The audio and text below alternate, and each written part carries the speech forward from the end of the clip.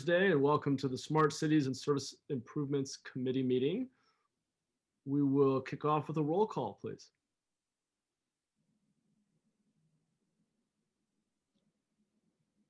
Are we ready to kick off with a roll call? Yes. All right. I was training somebody else, so I'll call it Foley. Here. Licardo. Mayor's pulled away on other business. Sorry, I should have mentioned that. That's okay. I still have to call his name. Jones. Present. Cohen. Here. Mahan. Here. Thank you. Hi, everyone. Hope you're all doing well. You know, before we dive in, it has come to my attention that Ken Davies is wrapping up his 22 years of service with the city. And I just want to thank him for his great work and wish him a very happy retirement. I've been told by Ken's colleagues that he's an avid space nerd, so hopefully he'll have a little more time with his personal telescope. And he's also known for his dry sense of humor, so I hope he's able to drop in a few jokes in this last meeting today. And on a more serious note, you know, Ken has done a lot for the city and its residents, including assisting in the creation of the burrowing owl habitat at the regional wastewater facility, the adoption of the plant master plan, and the implementation of our climate smart plan, which we'll be discussing today. So just really appreciate Ken's service and wish him all the best. And we'll hear from him soon here. So with that, I also wanted to just note for the public that you are able to speak on any item. And if you wish to do so, please press *9 if you're calling in by phone, or raise hand if you're in the Zoom application. And with that, I think I'm going to turn it over to Rob and Kip to give us some introductory comments. Good afternoon, Chairperson Mahan, committee members and members of the public here on your comments for Ken. I'm Rob Lloyd, Chief Information Officer for the City of San Jose, and just a few introductory comments as Ken pulls his presentation up. This month, the committee will see work in two areas. One is Agenda Item 1, which is the city's progress and challenges in meeting its climate smart goals for greenhouse gas emissions, including specifically the metrics and dashboarding. With council support and an exceptional ESD staff like Ken and Yale, San Jose is a national leader in this endeavor.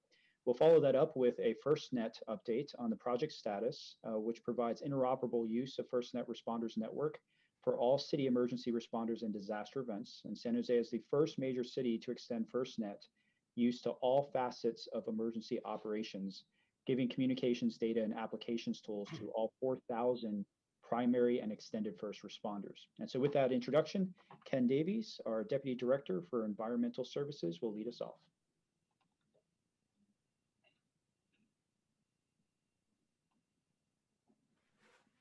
Uh-oh.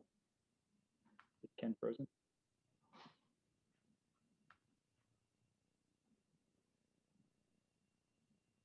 You're going to have to get better at vamping, Rob.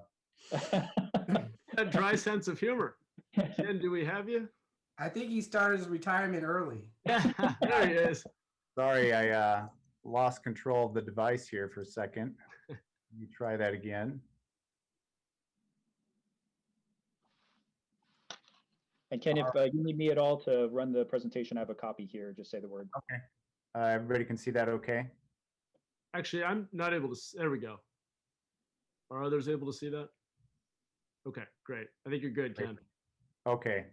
And let me just start by saying thank you, Chairperson, for those kind comments. Clearly, your resources are well developed this early in your tenure, and you nailed all of that.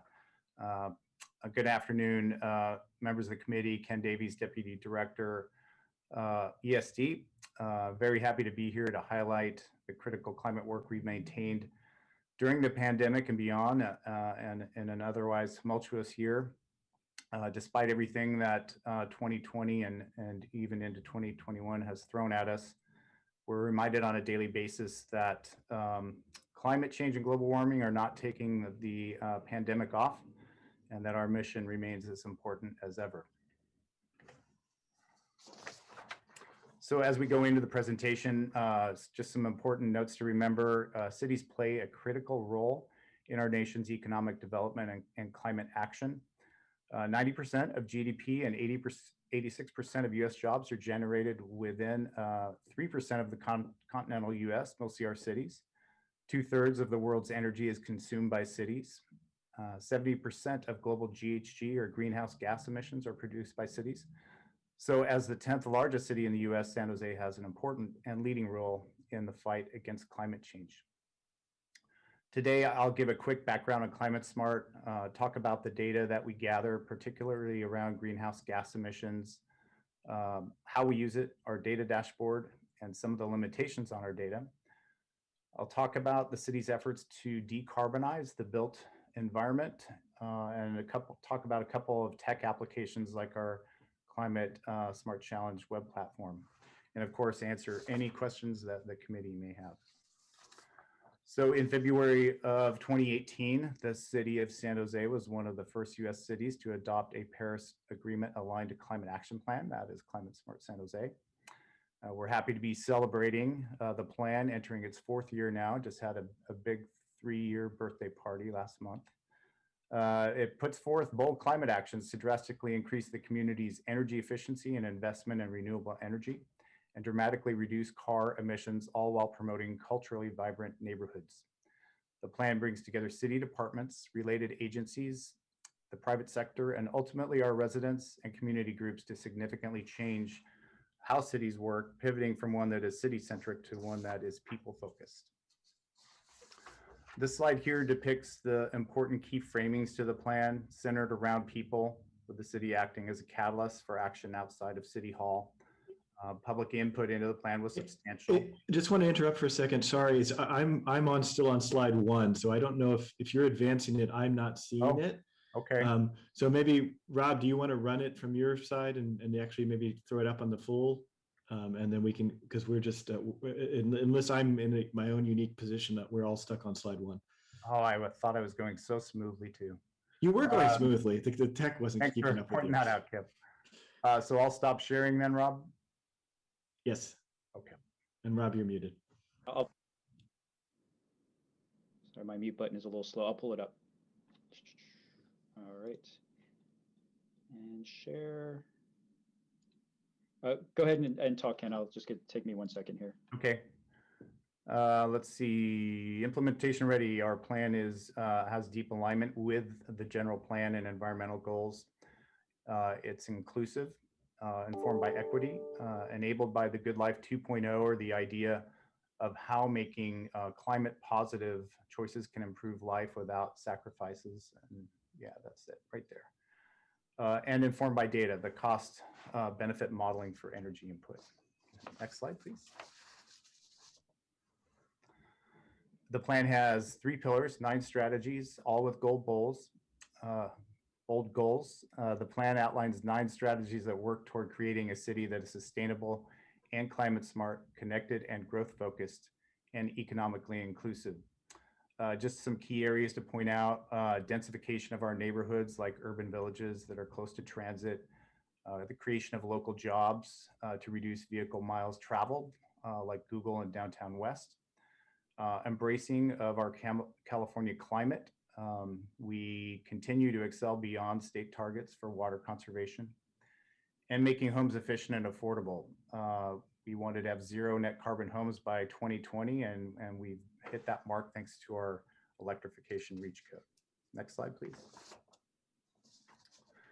In the absence of federal climate leadership, 3 somewhat long years ago, the city and community came together not only to support the principles of the Paris Agreement, but to develop a plan that charts the best pathways for keeping global temperature rise this century below 2 degrees centigrade. As you are all aware, San Jose is a growing city and is expecting another 400,000 people by 2040. So Climate Smart helps provide a framework for urban and economic growth while reducing GHG emissions. A few examples of those bold goals: all new homes will be 0 net carbon. Again, achieve that through our reach code towards the end of 2019. By 2030, we want to have 60% of all passenger vehicles be electric, and certainly seeing some alignment with the state on that. By 2050, reduce per capita water consumption by 50% below 2009 levels. By 2040, be the first be the world's first 1 gigawatt solar city. Over 90% of all roofs in San Jose are suitable for solar electricity production. And by 2040, only 4 out of 10 commute trips will be taken in single occupancy vehicles. As you'll see from our data, this mode shift is really, really critical to achieving our goals. So we'll go to the next slide and start getting into that data. In addition to its focus on inclusivity and the combination of climate-focused behavior change, Climate Smart is really about reducing GHG emissions and meeting those Paris Accord-aligned objectives. Right now, we're currently conducting an annual greenhouse gas or GHG inventory process that alternates yearly between a GHG inventory that focuses only on municipal GHG, meaning city operations, and another one that evaluates emissions on a community-wide basis. When we conduct those, as we are now, on a regular basis and compare them to previous results, that provides insight into what emission sectors are trending down or those that need more attention. Our most recent municipal operations inventory was based on calendar year 2018. So we can compare that to previous municipal operations inventories conducted twice in the past at this point, albeit with slightly differing methodologies. For example, you can see the 2005 inventory didn't include employee commute, and the 2018 inventory included the carbon sequestration value of our street trees for the first time. One area you might want to focus on in terms of concern is that employee commute sector, which is growing, perhaps as a result of economic factors which have forced staff to relocate farther out where lower housing costs are available. Next slide. Then our most recent inventory, which is about to be published and will be bringing to T&E and Council in May, is our 2019 community-wide GHG inventory. So what are some takeaways when we look at this one versus previous inventories? We can see our electricity supply becoming more carbon-free over time. And that's a trend that's going to continue as the Community Energy Department procures more renewable supplies. Natural gas remains a persistent source of GHG emissions, especially in existing buildings. But transportation is by far the largest community-wide emissions source, highlighting the need for more jobs for residents within our city that are close to transit and greater mode shift away from single occupancy vehicles. We'll take a little different look at that on the next slide, please. So here you can kind of get a better sense of just how dominant transportation-related emissions are. Even as we strive to fully decarbonize our electricity supply, progress has to be made to decarbonize transportation and achieve meaningful mode shift away from single occupancy vehicles in order to hit the trajectory that we need to. One note over on the right, natural gas is not just an issue in our buildings, it has to be brought to the state. California imports about 86% of the gas it uses, and it can escape at the extraction site and during that transmission from the Midwest out here. Next slide, please.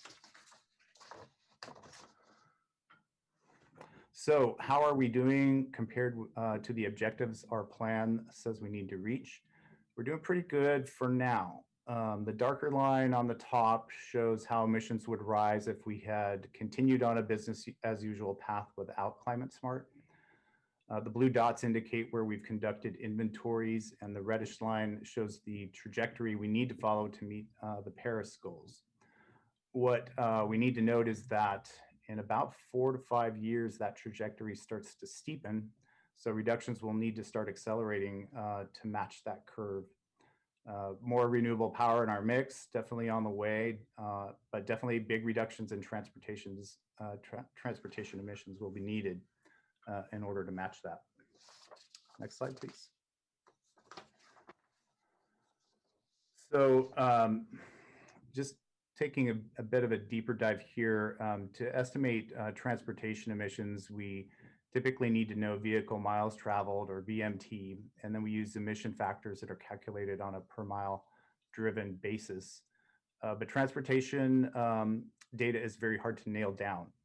Unlike electricity, for example, there's no billing data to aggregate. There's no single source of where we can find that. Even getting gallons of gasoline sold is a challenge. Cars and trucks are going where they're going, coming from where they're coming from, and all that's a bit of a free-for-all. So with this data, we're really very much in our best guess mode. The city uses a model to estimate VMT, which is based on real traffic survey data, plus information on where people live and work and assumptions on how people get around. The model is pretty expensive to update. So far we've only done that once every 5 years or so, most recently in 2008 and then again in 2015. For the years in between, we don't have any traffic survey data, so we're really just extrapolating between the points that we have. We don't have any of that for after 2015. So for those years, VMT is really estimated by drawing a line between the 2015 point and an estimate for 2040 based on the general plan projections for job and population growth. And that's why that line is trending up. Google Environmental Insights Explorer data has become available over the past couple of years. And that seems to be a good alternative. The Google numbers are based on cell phone location tracking, which means they're based on real data every year. And if you when you're asked or prompted that from your smartphone and agree to that, just know that Big Brother is indeed watching your commute and using that in hopefully the most beneficial way. It's not perfect, but it is a little better. It's limited to those devices sharing location data with Google, and Google still has to make some assumptions to figure out who's in a car or a bus or a train, for example. Another alternative is data from Streetlight, which our colleagues in DOT are currently exploring buying as part of the Access and Mobility Plan work. It's also based on cell phone location tracking, but data bought from cell service providers instead of data from Google.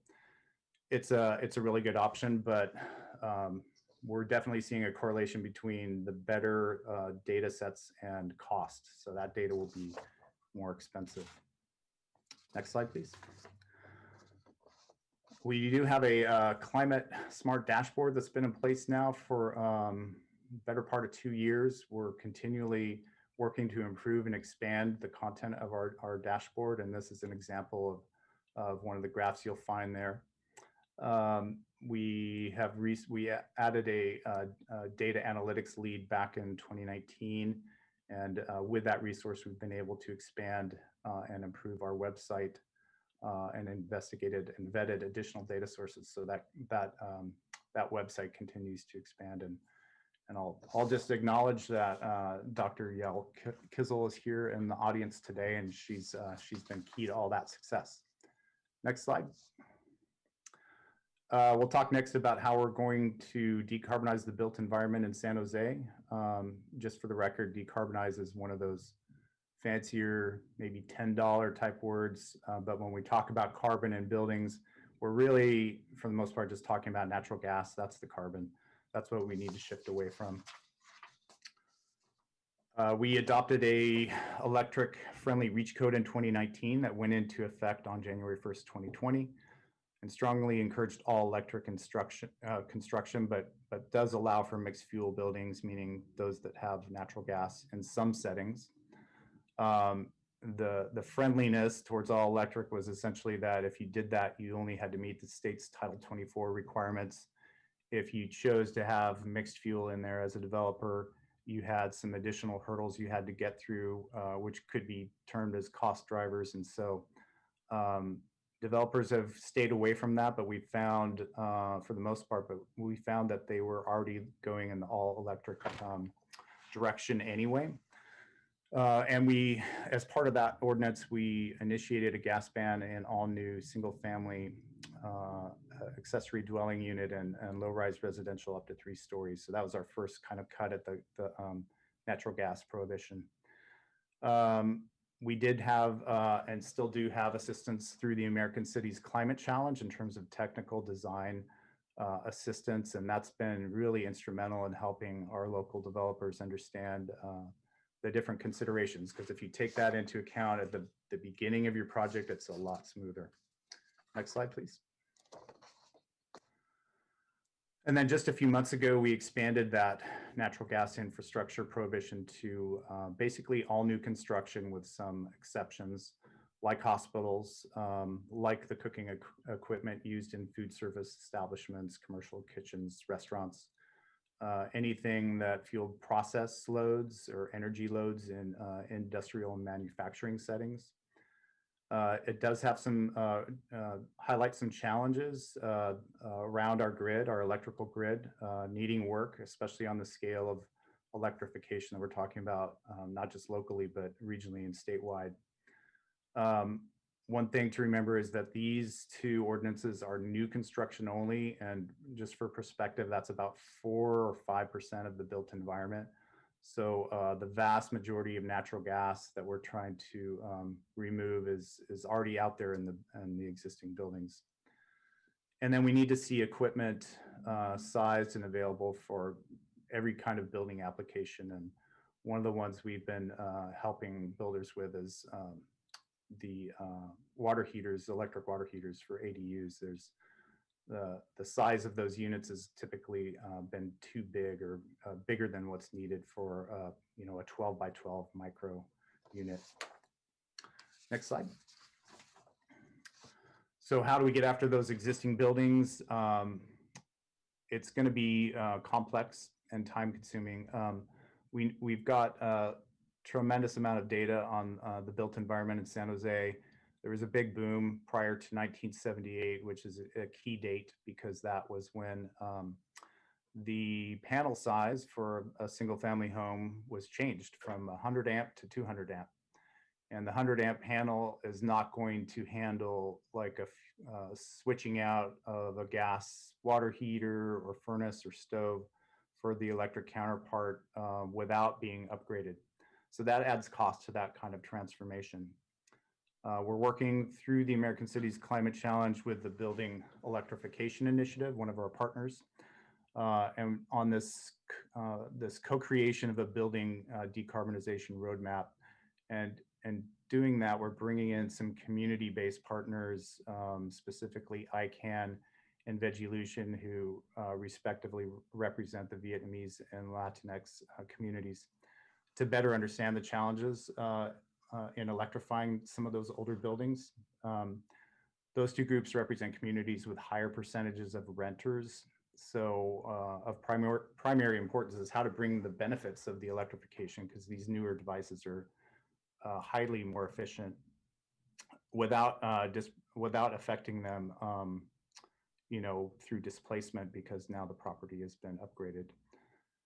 So why this audience first? Primarily around an idea called just transition, which is elevating those communities that are most climate impacted to the clean energy economy. And another way to say that is that as we electrify here and throughout the state, the number of customers on the gas utility will continue to shrink. And that shrinking customer base will bear a higher and higher portion of the fixed costs to operate that system. So these communities are typically have a higher energy burden relative to their income, and that's why we want to move them off of that first. Next slide. So we'll look at just quickly at a couple of our tech applications. Speaking of existing buildings, we had a building performance ordinance go through in 2018. It covers buildings, commercial buildings over 25,000 square feet. And we've got a new customer relationship management system that's going to make things a lot easier, we hope, on our covered building owners and staff. That was approved just back in January. It's going to automate a lot of the tasks that are associated with tracking building compliance, uploading customer data, data quality checks, et cetera. Starting this year, the covered building owners will also be able to submit online exemption and extension forms and receive annual scorecard compliance reports detailing how well their buildings are performing. So that ordinance operates around this platform called Energy Star Portfolio Manager, which is an EPA created platform.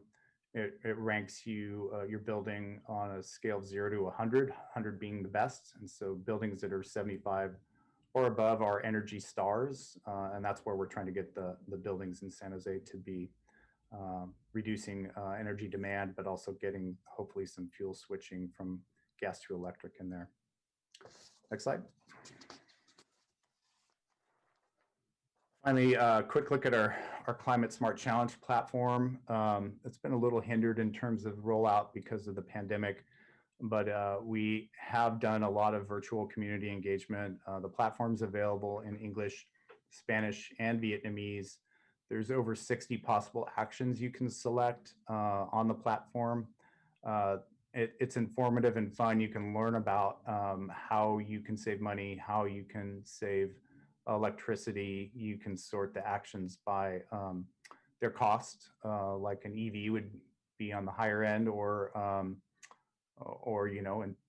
installing a fan and closing windows when it's bright on that side of the house, that kind of thing. Or you can sort it by climate impact, and it will actually give you a read on how many pounds of CO2 you are reducing or avoiding by taking a particular action. And then that's what I have for you today. I'd like to turn it over to the committee for any questions. Thanks, Ken. Really appreciate the substantive update, and thanks again for all your service to the city and its residents. Why don't we jump over to public comment first, and we will start with the number that ends in 5140. We able to? Hi. Yeah, I find it really insane that you're going to try to run everything on an electrical grid that's already really bad. PG&E and whoever runs utilities in Northern California has done a really bad job, which is PG&E really, except for maybe Santa Clara, they have their own power. But if you think you're going to run everything on electricity, you're completely insane. If you're going to have all these plug-in cars on top of everything that has to be electric, the grid is not going to be able to handle it, because it's already shown us that it can. I'd like to know what your answers are to that, because not only that, I like natural gas. Why do I have to? I think you guys are in the pocket of PG&E, quite frankly, because they're so cheap, they won't even upgrade their electrical cables, let alone their natural gas. Look at the explosion they had in San Bruno. They don't want to have to redo natural gas because it's expensive. The pipeline, but they're so cheap they don't even redo the electrical cable. I know people from out of state who come and say, "God, your electricity looks like it's from the 1950s." When they see the cables up on the in the sky here, it's terrible. You guys you're really selling yourself to what I don't know. But I lived in Europe, and solar doesn't work, wind doesn't work, geothermal does work, but these renewable energies are great for offsetting. But if you think you're going to be running the grid and have all this green energy, you guys are crazy. Your Marxist college professors sold you on a bill of goods, and you know it. I want to hear how you think that the electrical grid is going to be able to handle all this new business, all these new plugins, and making it so I can't cook on gas.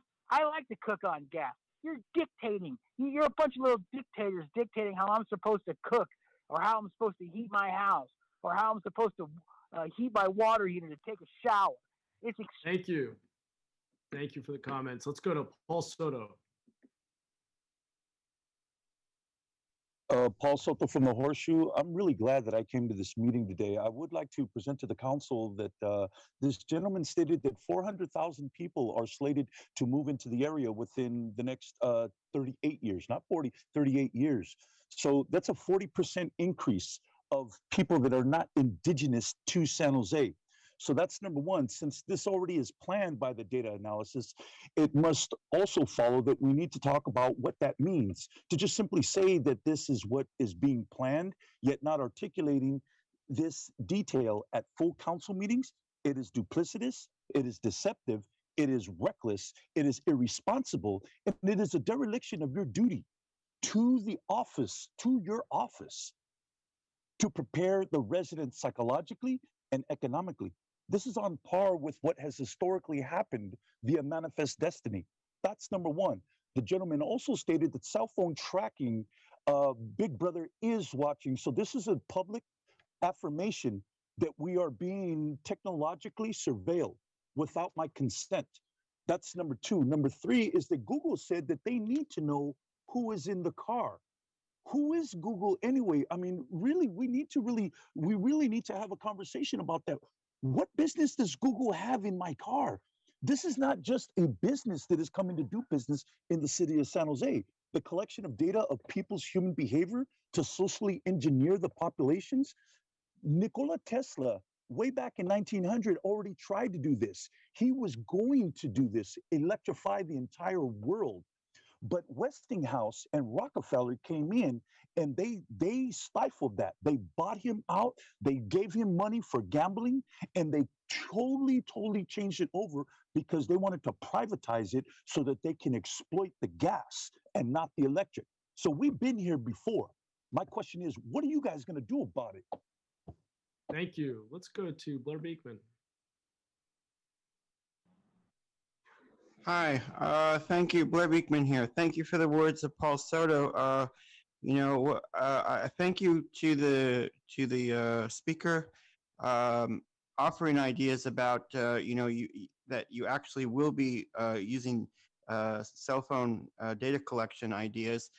It's nice you were open enough to offer that. I hope in the future, people from the city can offer exactly what and where they're collecting that cell phone data, as Paul asked. If you can do that next step, that's how we build our steps to better openness and good practices. So thank you. I've been talking about, learning how to prepare for the next 5 to 10 years of a natural disaster. And, it's quite possible we could have a serious natural disaster in the next 5 years. And if that's the case, how do we prepare for that? And, I think that if something does happen in the next 5 years, after 2025, I think we'd be in a really good space to really build our good future. And it's what we can do now, it's our good practices now that can ensure us to build that good future and make a quicker transition out of, whatever calamity may happen in the next few years. Now, I think we've learned important lessons from COVID. In certain ways, we prepared for COVID, and we've been able to more quickly come out of that time. Now, if we do that with renewable energy ideas, to make sure we always have open public policy ideas and don't go apathetic or lazy or just think that, we have a disaster coming, we don't have to prepare. Let's not do that. Let's do our good practices, and that's how we can make a better transition to the good future that is being offered here. These ideas of natural gas reduction were way ahead before COVID-19. Thank you. Thank you. Okay, why don't we come back to the committee? And before I call on my colleagues, Ken, could you just, since it came up, would you mind just confirming? I assume that the Google data that we're able to access is both opt-in and aggregate anonymized data. Would you mind just, to the extent that just confirming that? Yeah, I can confirm that. Okay. You're agreeing to it when you are asked on your cell phone to release that data, and we don't know who any of that data belongs to. Great. So it's anonymized, and folks do have to agree to share it and can opt out if they don't want to. So I just wanted to make sure that fact was just stated on the record. Great. Okay. Why don't we jump into comments? And I think Councilmember Cohen was up first. Yeah, thank you. And thank you for that, Ken, for that great report and for the work you're doing on probably one really, really important subject as we work to get our carbon footprint as low as possible. And when you see those graphs, it can be a bit discouraging because we see such small changes each year, and we know we need much more, but I know we're working really hard to try to bring it down. I have some questions about some of the data first.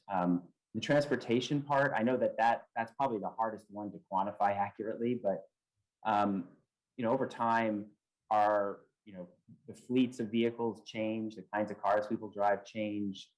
We kind of have data about how far people are driving. Are those changing are we adjusting then what kind of numbers we give to the emissions, and based on what we think the kind of fleets are that are being driven around town, as based on, as we get the mileage each year? How is that being handled over time? Yeah, it's definitely an evolving science as we go forward with each inventory. We're looking for the newest and best available data, and as well as any changes in methodology in terms of parameters that we should be including in that analysis. For the city fleet, there's a plan in place to get it fully electrified on top of the existing Green Fleets policy, which I think goes back over 10 years now. So yeah, we're always revising, always updating, and trying to get our best guess even better. Yeah, and I guess I used the word fleet and maybe misled a little bit about my question, not necessarily talking about the city fleet, but we're estimating how all of our residents are driving and what kind of emissions that causes. So we have to kind of have an idea about what kinds of vehicles people are driving and how the average fuel efficiency of all those vehicles changes with time, right? So is that something, is there some science, or I shouldn't say science, but some research out there about how to adjust those numbers with time as we do those calculations each year? Yeah, you're looking at sources like DMV vehicle registration, which tells us that we live in one of the higher, if not the highest, EV capitals of the world, if you will. But we also rely on data from the California Air Resources Board relative to the emissions aspect. And when we do emissions in our city, are we also including emissions of vehicles that pass through and not just of our residents? So for example, truck traffic and commuters who come through our cities on the highways but aren't necessarily moving from point A to point B just within our city? So we have 3 different scopes, emission scopes that we look at. 1 and 2 are those that are most local. What you're describing is scope 3. We don't currently include those numbers right now, if we're not a destination or a point of origin. So our numbers are based on how either our residents or people who work here are contributing to the emissions, but not people who are just passing through from other jurisdictions. And those would be certainly certainly an approach we could take in the future if the data looked reliable, is to get a more comprehensive picture of that and include that scope 3. Yeah, I mean, maybe that adds extra complexity, and it's harder to understand how we work to deal with that and reduce those numbers. But I'm just curious about how that plays into our overall counting for what our city is contributing as far as greenhouse emissions. Okay. The other piece I want to talk about is buildings. You made a comment in where you said that when we talk about decarbonizing buildings, that the carbon output of buildings is really about natural gas. But I would argue that there's a carbon cost even of electric buildings that are just all electric, or the electricity use of buildings, obviously based on not just the source of electricity, but on if we have a higher electricity load, there's a carbon cost to having to build more generation to cover the amount of load. So I'm just curious, what did you mean by that when you said, I'm not sure you really meant that, but when you said that it was about natural gas, we're also working on trying to improve electricity efficiency in our buildings as well, right? Oh, absolutely. And those are programs that are administered by folks other than the city, be it BayREN, the state, PG&E have those energy efficiency programs to run. And eventually, San Jose Clean Energy will have that as well. When we talk about building decarbonization and maybe the implication that we don't need to worry about electricity, it's because of where we know San Jose Clean Energy's power is going to be. We're a little farther behind than we thought we would be at this point, but they will be carbon free. Now that doesn't mean the same thing as 100% renewable, but they will be carbon-free over the next year or so, and that means that electricity that's being used in buildings is not a source of carbon emissions. You could go deeper and say that construction of even a renewable renewable energy facility is going to have some carbon content to it, and you'd be correct. But in terms of the power supply, we know that electricity side of things is going to be pretty clean and hopefully 100% renewable by 2030. Okay, yeah, I mean, I understand the idea. I'm hoping that we change our thought process a little bit on that topic, because I also think of the overall energy usage in the state of California as part of our obligation as well. And so we can argue that, I mean, I had this conversation with our clean energy folks last week. You can argue that if we built just enough generation, in the Central Valley to say we're 100% clean in San Jose, we're done, but we've taken up all the capacity of clean energy in the state, and therefore the rest of the state has to use non-clean sources, and therefore there's more carbon being emitted by our neighbors. We haven't really solved the problem. And so I think, if we talk about our collective responsibility as a city as part of the overall solution towards, towards carbon neutrality worldwide and part of the Paris Climate Accord, I would argue the less electricity we use, the more of it is available, clean energy is available for the rest of the state, the faster we've transitioned away from natural gas and other sources of energy that are not carbon neutral statewide, which will get us where we want to be much faster. So, I think we ought to think a little bit about how we frame the discussion and not just talk about our city being carbon neutral, and talk about our, being as efficient as we can while also getting to totally 100% renewable. Another reason why I think it's important for us to continue to consider local sources of clean energy within the city, rooftop solar and other sources to supplement external sources, so that those sources are freed up for other jurisdictions to use. So anyway, I think we ought to just be careful about, sort of saying we're done, even though what we're doing is admirable and great, and I fully support it. I want to make sure that we're being, continuing to push ourselves to reduce our overall energy usage, which I think is still beneficial. Yeah, and if I could just do a little bit of a yes and to that, council member. There's a couple of things we're doing internally on the electrical side to look at efficiencies. We've got a couple of different pilot projects in line in terms of really understanding our energy usage. And to your point, regardless of whether it's electrical or gas, being able to reduce the amount of power that we're drawing in. One, it's a money saver ultimately, which is always a nice thing on the taxpayer dollars.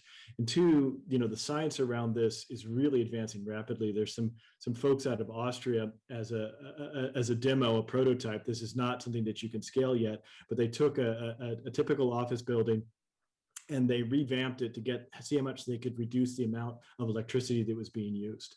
They were able to reduce the amount of electricity being used in that building by 96%. Right, and without diminishing the functionality of the building. I mean, they did all sorts of crazy stuff, which is not cost affordable yet, but it was able to demonstrate that we essentially have vastly inefficient buildings that we currently are using. And so your point is extremely well taken. The other thing that I would add on buildings, which is a real carbon cost, is actually the demolition of buildings, the destruction of buildings, and all of the carbon that is liberated in the demolition process is a huge contributor to the carbon footprint. And so building buildings that last longer and are organic and can be reused and repurposed is also another way that we can think about our buildings significantly contributing. So we take both of your feedback as in line with what we're thinking, and appreciate the care on the framing as well. Yeah, and I'm glad you said that. I do sometimes get a little bit. I mean, I think that our redevelopment and our densification of our neighborhoods, where it's appropriate when we're going to density is great, but sometimes I get a little bit nervous when we're talking about taking something that's there and demolishing it to build something new, because I know that there's obviously an environmental cost of doing that. So I appreciate that you mentioned that. I just want to follow up a little bit. I think you had a scorecard there about how buildings are rated as far as their energy efficiency and energy usage, right? So I was wondering, if there's a way for us to use that going forward about how we can quantify and I'm not just talking about city inventory, but all the buildings in our city, private, public buildings, commercial, residential, how we kind of rank buildings as far as if we were to, for example, have some source of money available to retrofit certain buildings and put resources into certain parts of the city and certain buildings, where would we get the biggest bang for the buck as far as energy efficiency improvements? In terms of ranking those structures, what are the oldest ones, the ones that are have the lowest quality? Do we have the ability at some point to do such a ranking where we could target retrofits that would actually help us reduce our energy usage citywide and improve our greenhouse footprint even better? Yeah, the building performance ordinance that I mentioned actually tees off of a state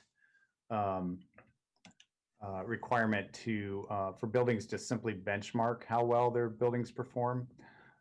We assumed the responsibility for collection of that data in the passage of that ordinance and share that data up to the state when we collect it.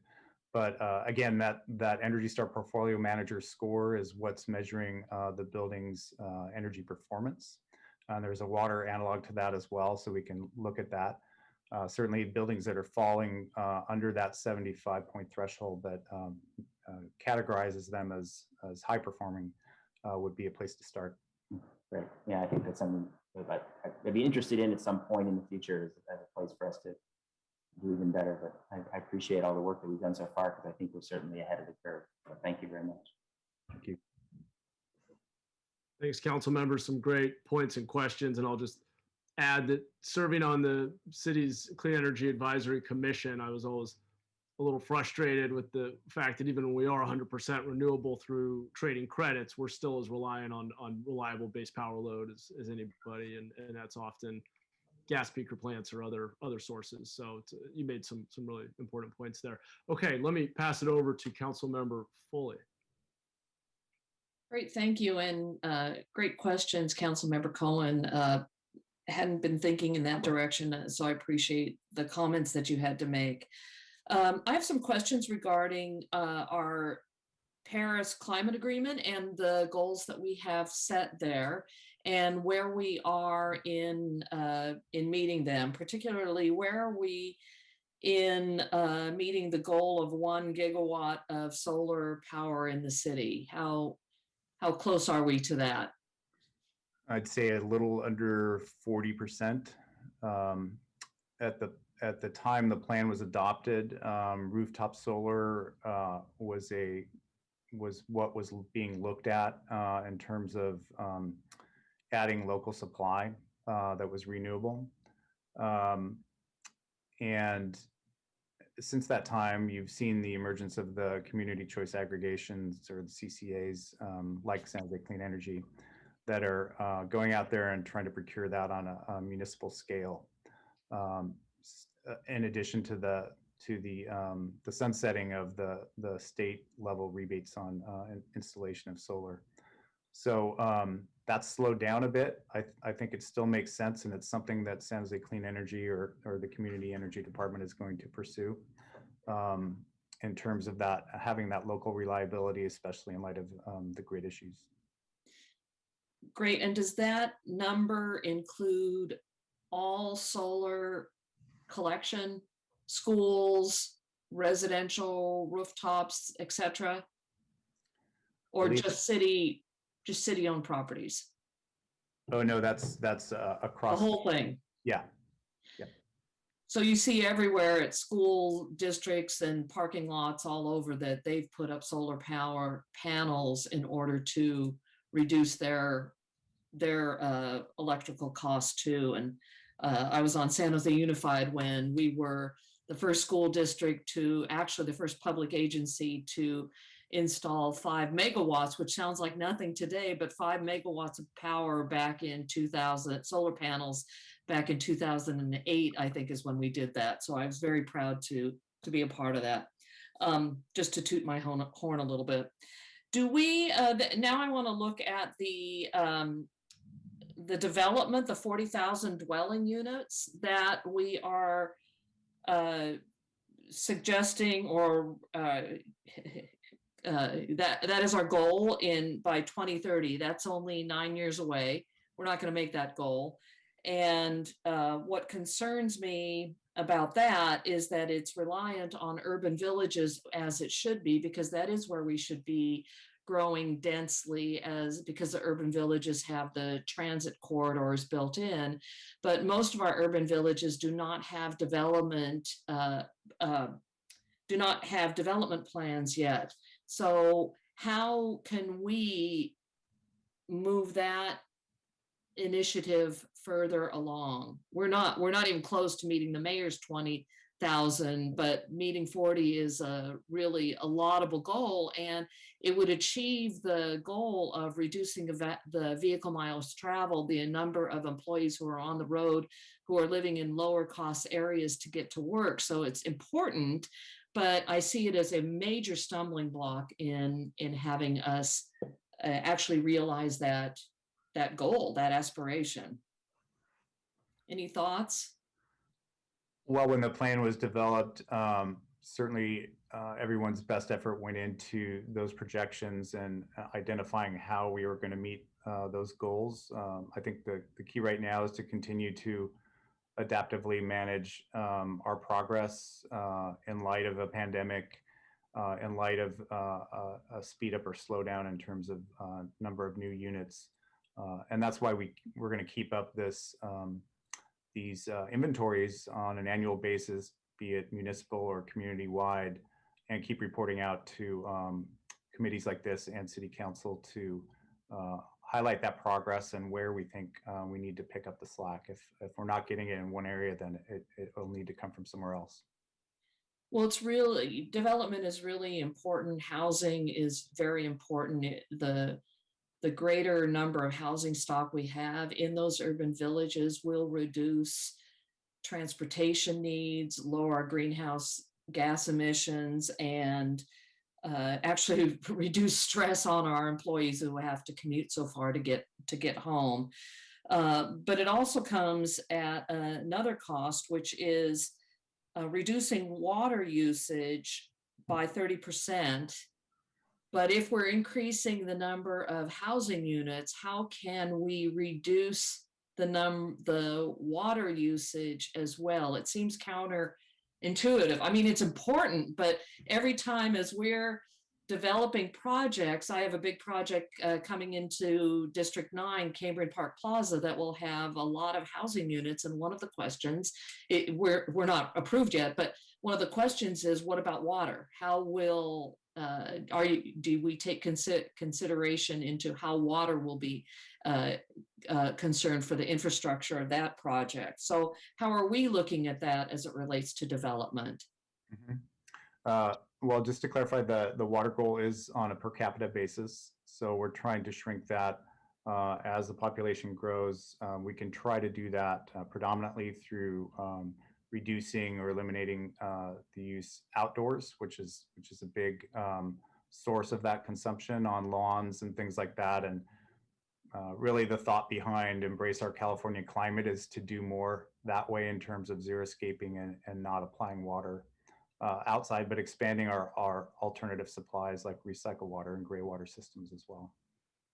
So implementing or planting drought-resistant plants and native plants, that sort of thing, not big green lawns like we have in a lot of suburbs. The idea behind the Good Life 2.0 was that if you modeled, let's say 1.0 was this 1950s era vision of living well, and everything was gigantic. Your car, your house, you had to heat this huge house, you had to put gas in this huge vehicle and have a lush green lawn. We're trying to move away from those kinds of choices and still demonstrate that quality of life will not suffer. Yeah, I absolutely agree. Quality of life will not suffer if we don't have big green lawns. Although I live on a corner, and I'll report it now, I do have a green lawn. It's been there when I moved in over 30 years ago. Question for you regarding incentives for LEED certified buildings. Do we give incentives to developers to achieve LEED certification? Not to my knowledge, no. Okay. Have we considered that? Should we consider that? That is one I would have to ask my colleagues in PBCE. The lead requirements, such as they are, reside there. I haven't heard a lot of activity on that program recently. It's been more focused on energy use and type of energy. And should we, thank you, and I appreciate that. So I'll bring that up to that group. But have we considered, well, maybe this is for them as well, encouraging rooftop gardens and rooftop park space in order to green our environment a little bit more? Just something to throw out there, and maybe I need to bring that up at planning and development. I do know there's an active discussion right now on pursuing some urban greening dollars that include features like that. And I know our substation, police substation down on Great Oaks has a green roof, as does Happy Hollow. So we're seeing some of that come into play in the city. That's great, thank you. Okay, I have a couple of questions. I really appreciate your answers, and Ken, enjoy your retirement. I loved hearing Councilmember Mahan talk about your achievements while you've been with the city of San Jose. So thank you for your contributions to the city and to us. And I am grateful for that. And I hope you enjoy your different time away from the city, if you can stand that much. Yeah, I'm sure you'll sleep in a little bit more than you're able to right now. there could be a little of that. Yes, thank you for your kind words. It's been a great ride. That's great. And finally, I want to talk to you about the community co-creation. Mm-hmm. Does that reference, you're talking about, are you talking about retrofitting our buildings and removing gas where it is and replacing it with electricity? All built, so our REACH codes affect new construction. This would affect existing construction? Yeah, so ultimately, yes. The effort right now is really establishing this dialogue and partnership with our community groups and understanding what the barriers are. One of those immediately has been just awareness. A lot of the members of those groups have not dealt with climate mitigation actions before. They've been focused on other activities that help improve their communities, but ultimately we'll get there. It's designed to inform what comes next, and we know one of the big barriers with the groups we're talking with are that most of their residents are renters. So how do we incentivize a retrofit in a multifamily building where the expense may go to initially the property owner without having that get passed down to residents that are already stressed? How do they enjoy better health impacts that come from not having natural gas inside your home? So there's a lot to work through there. We were able to find funding through a couple of our partners through the challenge to help compensate them for their time in this effort, and that continues to come through. Trying to keep that going as we move forward, because we don't want to have a process where we engage with them and that lasts for a couple months and then we disappear and find some money again in a year and come back and pick it up from there. So we're trying to look at this from a long-term perspective and understand what it will take to get those communities switched over to cleaner electricity. Does this target multifamily dwellings and not single family, or is it all encompassing? It will target all of them, but we're looking again at different demographic factors like income levels, where there's already a high pollution burden, be it air, water, soil, that kind of thing, where there's already a high utility burden. So these community members are paying more relative to their income levels than folks elsewhere in the city. Okay, so what are you considering as the next step with this? Because I do have some concerns about it. Have we reached out? Since you're incorporate, I mean, there's the equity component where it could increase the cost of housing for those who are unable to pay their rent currently. So I'm very concerned about that. I'm concerned about this type of retrofit in conjunction with the, and I'm going to use the wrong term, the soft parking garage underneath the building where we have to do soft retrofitting. What's the terminology for that? You all know what I'm talking about. Soft story. Soft story, thank you. So maybe there's a combination. We're going to be requiring property owners to retrofit that so it's earthquake safe. So maybe there's a component that we can tie in the two funding mechanisms. But ultimately, I'm concerned in multifamily use, the cost to the tenant and the cost to the landlord, which they will then pass on to the tenant. So dealing with that piece is an equity issue. On the single family home side, I'm really concerned if you do not reach out to the single family home owners. They're already concerned about opportunity housing, that's going to come forward potentially, and the idea that they're going to be required to remove their gas stove at a cost to them or their gas water heater at a cost to them is going to be a big discussion. So I would suggest that you reach out when you're dealing with single family homes, reach out to the realtors soon and have that conversation with them. But is the next step, it sounds like we're a ways away from any type of ordinance, because I really think we need to get out of the pandemic before we do anything like this that's going to affect the cost of low income housing, because it will increase their costs. And that's not fair to do that to them. Of course not. That would be something we'd want to avoid, and at the very top of that list. Let me give you a little more detail. What we're working on with the co-creation is the development of a roadmap on how to go forward, and that's expected to be done towards the end of June, in conjunction with the end of the American Cities Climate Challenge. Secondly, no one's going to be forced to do anything. It's really like identifying what are the barriers, where can we design incentives that provide the most bang for the buck for those who are willing to do it. And we know that the communities we're talking to are going to need the most assistance with that. So nothing mandatory on the horizon.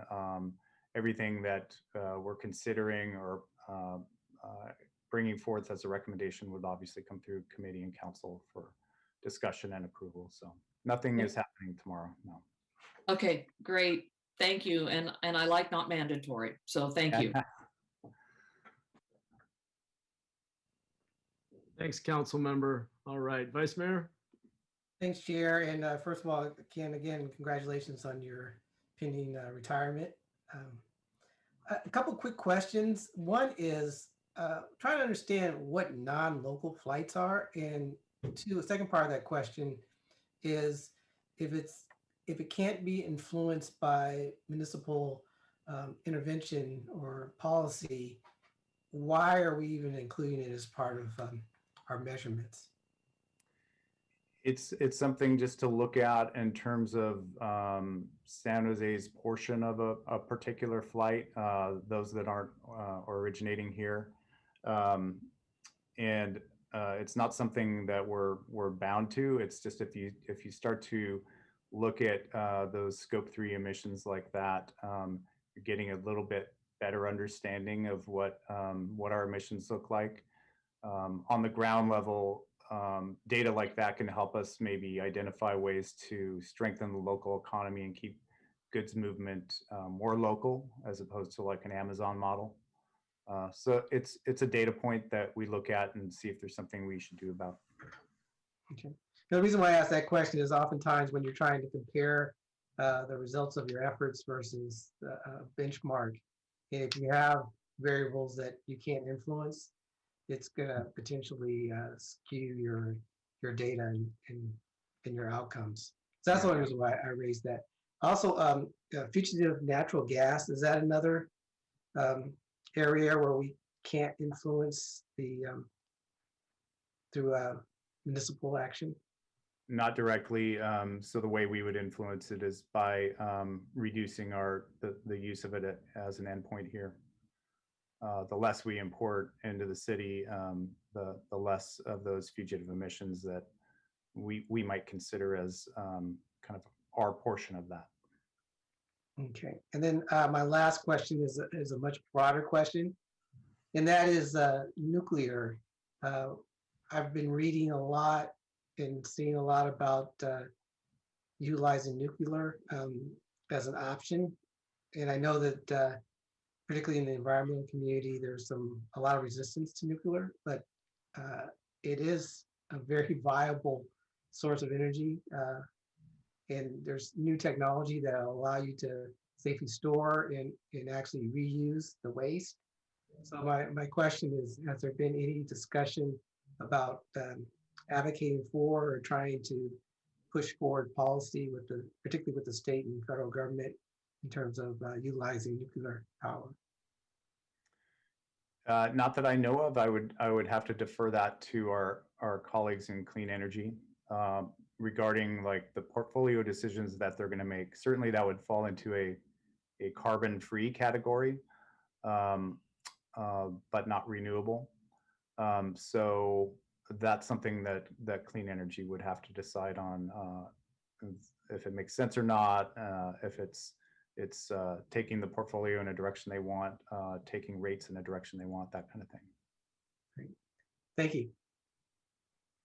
Thanks, Vice Mayor, and good question on nuclear. I have some thoughts on that as well. Councilmember Cohen, did you want to jump in on that? I was just going to jump in on the nuclear question. I did ask that question last week because if you look at our clean energy, San Jose Clean Energy, the portfolio, the one that talks about being clean, 100% clean versus not 100% clean, the difference was that one had nuclear and one didn't. And I asked that question too. I said, well, both are carbon free. So, you know, there's a little bit of politics being used when we talk about what's clean and what's not. And so we ought to have that conversation as a city as to whether you know, nuclear is part of the portfolio. And I've been on the opposite side of a lot of my environmental friends on this conversation in the past, similar to what I said before about electricity and reducing electricity use. Until we have phased out carbon-based sources of electricity in the state, we shouldn't be phasing out nuclear first. That's my opinion. Nuclear is carbon-free, and we, as we know, our biggest threat is carbon-based climate change. We should not be phasing out non-carbon emitting sources of energy that exist currently, which would mean preserving carbon-based sources longer. So anyway, it's a conversation that you know, potentially San Jose could have and lead on, but it's a morass to get into that conversation. Nothing to we have to decide if we want to, but I'm glad you brought that up. Yeah, well, I fully support having that conversation. I agree. The research I've looked at implies that unless we have a major scientific breakthrough on storage, we're going to need something like that to actually get to our goals. It's going to be very hard without it. So yeah, that will be, I think, a good conversation for us to have as a city. I have a couple questions and comments. I'll start with an observation. Councilmember Foley had mentioned urban villages, and I also am quite interested in the question, which is probably not most appropriate for this committee, but why we're not on track with our urban villages and what we need to do to get on track. And I will just add as an observation related to urban villages, something that I think is very relevant to this conversation, which is I was surprised to learn that over 70% of trips out of the home are non-commute. And so when we think about the value of urban villages, we often, at least I often thought about being transit oriented for commute time and just being transit oriented as being valuable. But it turns out that the greatest carbon impact of our urban villages, if successful, may very well be the non-commute trips to the grocery store, the coffee shop, the pharmacy. And so the 70% of trips that people make out of the home, which are non-commute, on average are under 3 miles. And those are your trip to the grocery store, the pharmacy, the coffee shop, the laundromat, the daycare, the school. And so if we can execute an urban village plan that's truly mixed use and takes into account walkability and our Vision Zero plan, whether or not there's great transit infrastructure there could be a huge impact in terms of that 70% of trips that are short range, kind of retail and other kind of vital local services that people need. So anyway, I want to throw that out there because I was surprised by that, but I thought it was very relevant to this conversation and Councilmember Foley's comments. To get to a couple quick questions, and obviously Ken or anyone, if you want to chime in on that, feel free. But questions I had. So Ken, one question I was just trying to wrap my head around here is just the framework here. As I was going through the report and looking at, we've got pillars, we've got strategies, and we've got pathways, and I'm sure we got a bunch of other stuff. What isn't entirely clear to me, and what I would see as maybe the primary value of the dashboard in this area, is understanding for the strategies that we're prioritizing, what is the expected impact, and then measuring the actual, and then getting smarter as we go based on whether or not the strategies we're picking are achieving the kind of emission reduction that we expected. And I didn't anywhere quite see this strategy is expected to reduce carbon this much, and that contributes to the overall goal this much. I didn't quite see the connective tissue between those things, and maybe I've just missed it, but I wanted to share that and ask if you could help clarify it all. I know that this is before my time in the position, but I know that all that analysis went into the development of the plan. Okay. And a lot of that work can be found in the appendices to the plan. They were not in the staff memo for this report, though. Sure. Okay, that's fair. But the strategies we're implementing are presumably being prioritized based on an assumed amount of reduction, and we are measuring whether or not it's achieving the assumed reduction. Yes. Okay. And we could capture that in a dashboard as opposed to just kind of the top level emissions. We could also have a dashboard. I'm not sure if it doesn't seem to me that we currently do, but the dashboard could contain, here's the real-time analysis of this strategy as it's being implemented and the impact it's having. Is that right? It's a little harder to do real time just because of how the data comes in and how long it takes for us to gather that. Even getting to like the annual inventory of one form or another is a full-time job, and a lot of times we're dependent on the collection of data from utilities like PG&E that can take 6 months or longer to arrive. Kind of why you see the inventories that we showed today being dated back 2 or 3 years. Makes sense. So our learning cycle is going to be slower, but ideally, at least on an annual or every 2 or 3 year basis, we could look at a strategy and say, hey, is our number one strategy in this category actually producing the impact we've thought? And it sounds like we are doing that. I know I'm relatively new to this conversation. Well, we will do an update as well and add most likely a couple of new elements to the plan that are additional opportunities to reduce or sequester carbon. And that 5-year mark is around fiscal year 22-23. There'll be some significant lead time for that, but I know that as I walk out the door, folks are thinking about that actively. Great. Okay. Thanks. That's good to know. I'm excited for that. And then along those lines, I was interested to read a little bit more about the Climate Smart Challenge, which is a pretty cool program. And I know we have just over 500 homes enrolled in that, and I'll have to sign my family up for it. I'm curious, it may be too soon, but do we know yet, and are we able to measure accurately the impact of that challenge on the folks who enroll in the program? Yeah, I mean, they're self-reporting and saying that they've done that. I don't have that number off the top of my head, but we can provide that data back to the committee, yeah. And is there a way to go beyond self-reporting? Could we get from PG&E or whoever it might be an actual report out on that on those homes? And obviously you'd want to anonymize and aggregate and all that, but could we see as more and more homes are enrolled the actual measurable impact on their carbon footprint? So we've explored that with the platform provider, where users could opt in to a disclosure kind of situation like that.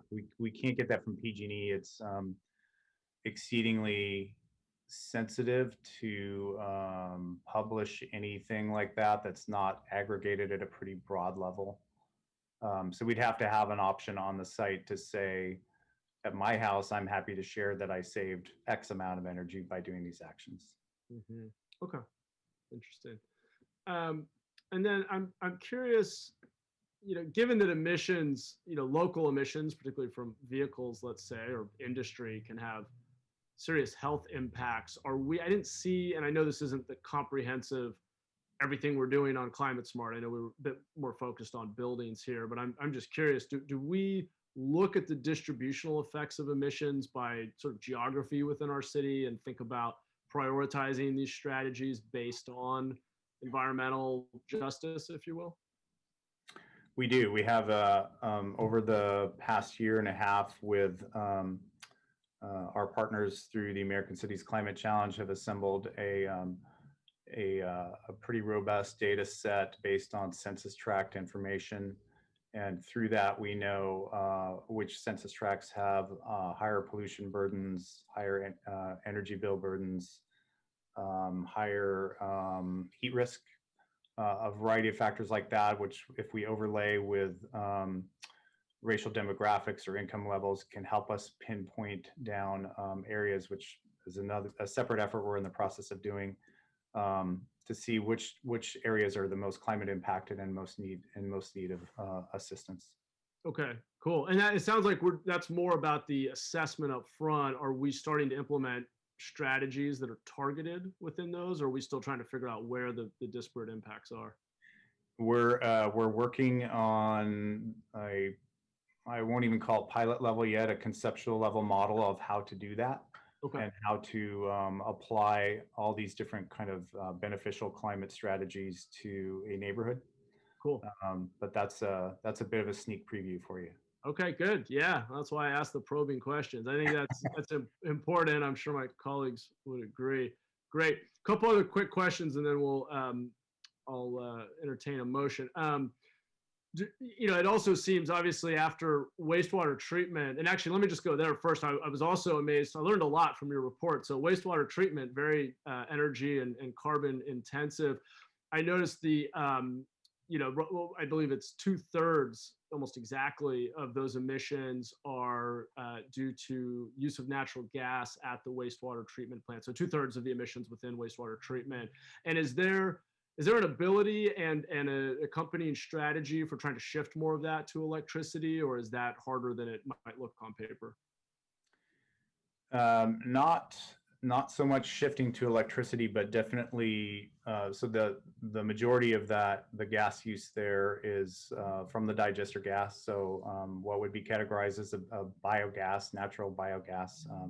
In other words, it's replacing gas that otherwise might be vented to the atmosphere, like from a landfill or something. What they're exploring right now is reconnecting to the Newbie Island landfill and getting that gas sent over there.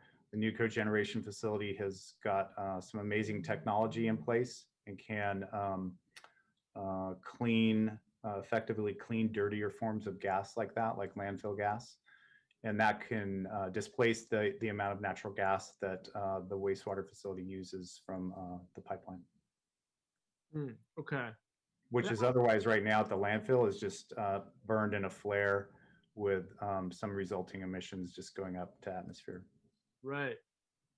Okay, and that is what the natural gas, because when I looked at table 5 on, I think it's page 26 of the inventory document, the 69-page document, natural gas had its own line item at 66.4% of the total wastewater treatment emissions, whereas the digester gas and the distillate, those were much smaller proportions. And you're saying that the use of natural gas there is what? To my knowledge, the use of natural gas there should be less than a smaller proportion than what they get from the digester gas, and they're trying to displace that with the addition of landfill. The new cogeneration facility is also way more efficient than the old generator sets that they were using there. And just to kind of put the wastewater facility in perspective, you're treating wastewater for roughly half the county. Right. Yeah. Right.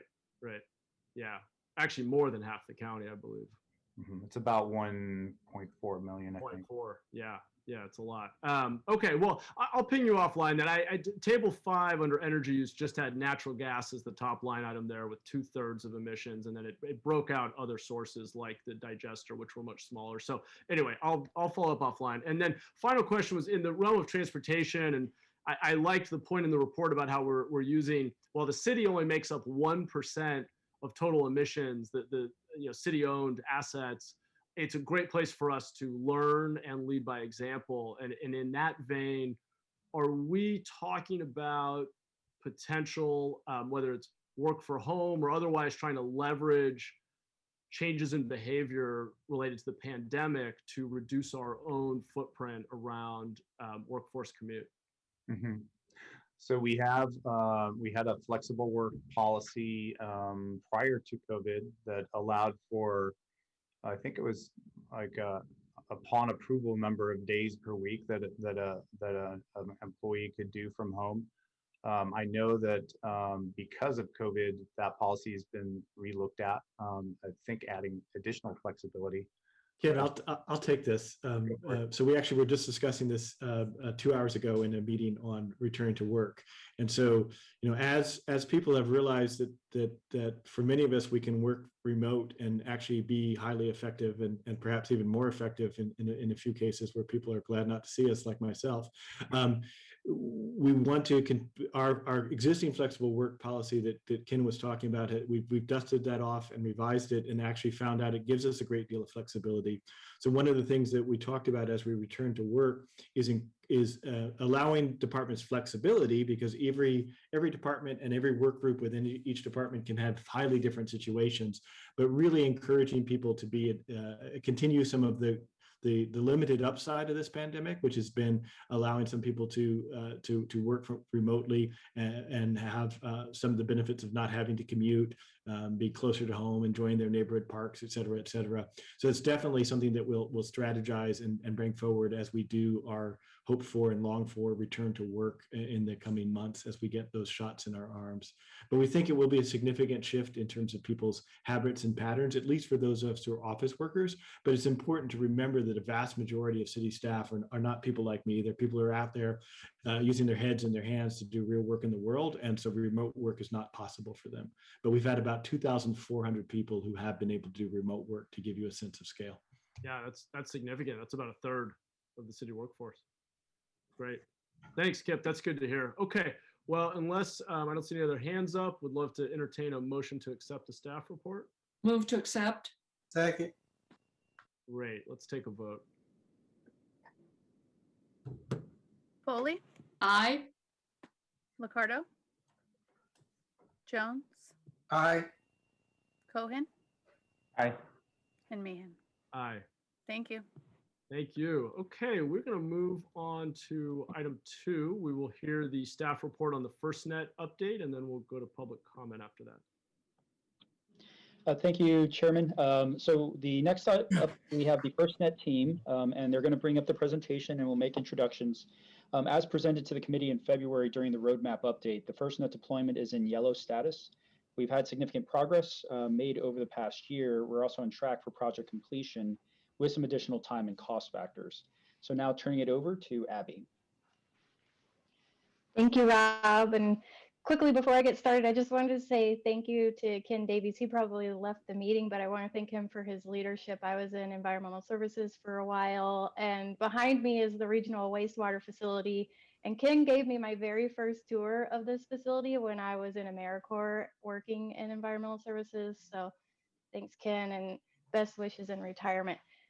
So I'll get started now.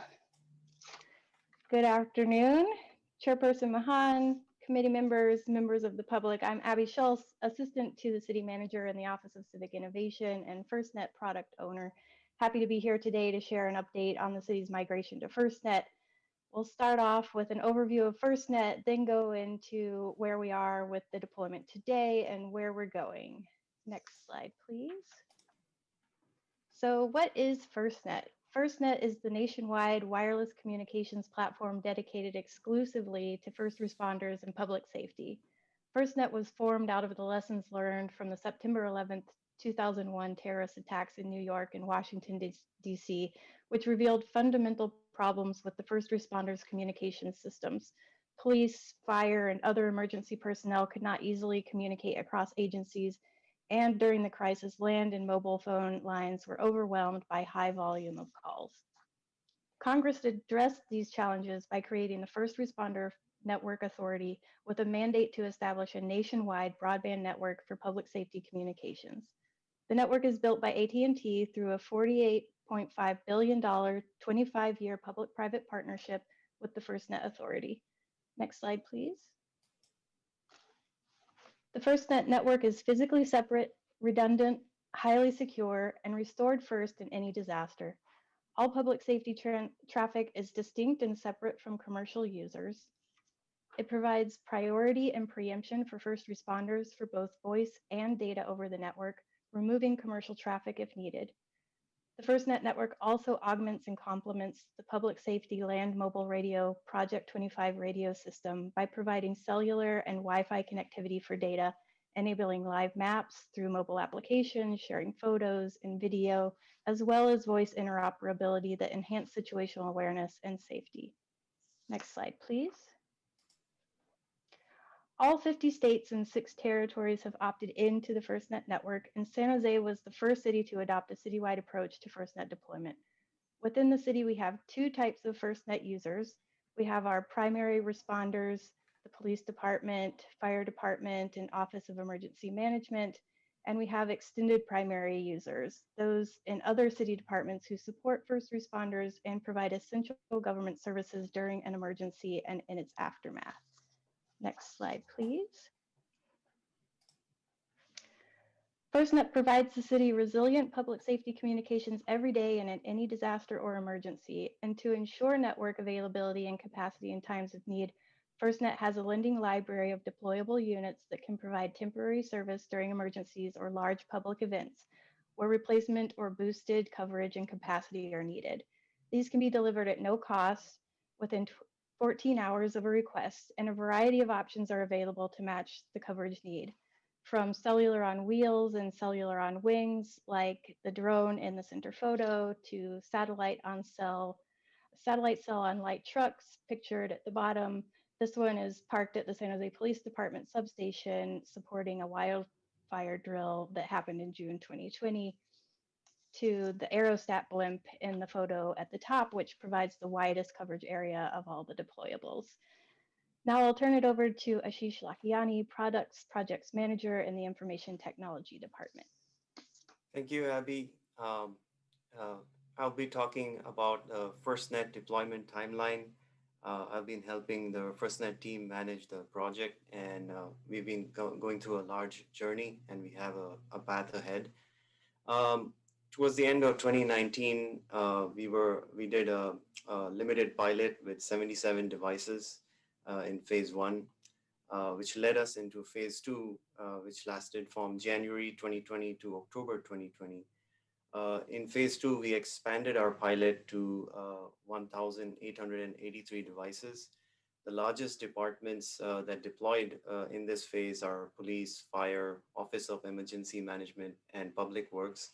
Thank you to these departments for being the first as part of our first major deployment.